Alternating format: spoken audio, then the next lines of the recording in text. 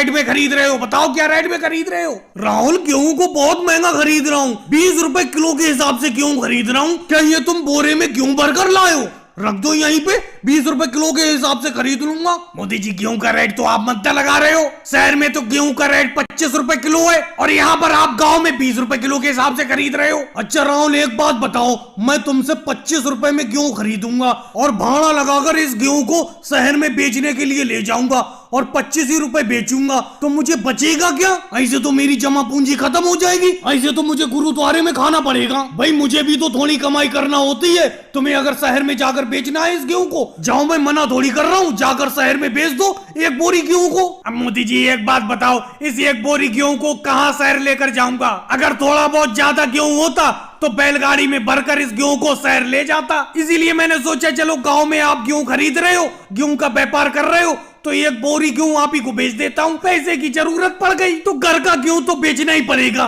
चलो राहुल, तुम हमेशा मेरे ही पास गेहूं बेचने के लिए आते हो, तो इसीलिए मैं तुम्हें 22 रुपए किलो का रेट लगा दूंगा।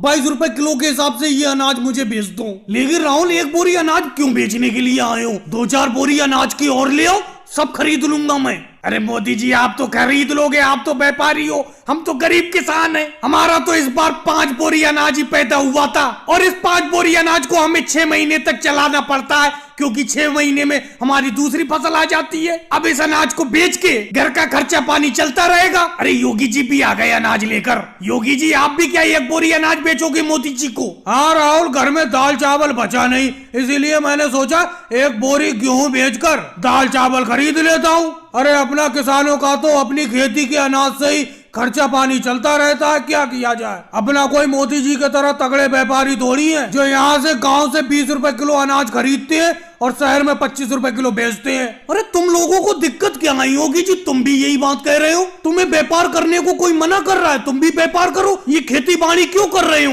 मोदी जी, हमारे इतने नाखून ही नहीं है जो सर को खुजाए। मेरा कहने का मतलब, हमारे पास इतनी जमा पूंजी ही नहीं है जो व्यापार करें। हमारे तो खेत में जो पैदावार हो जाती है उसी से खाना खर्चा कर लेते हैं। और भाई लोगों को वीडियो को लाइक करो, चैनल को सब्सक्राइब करो।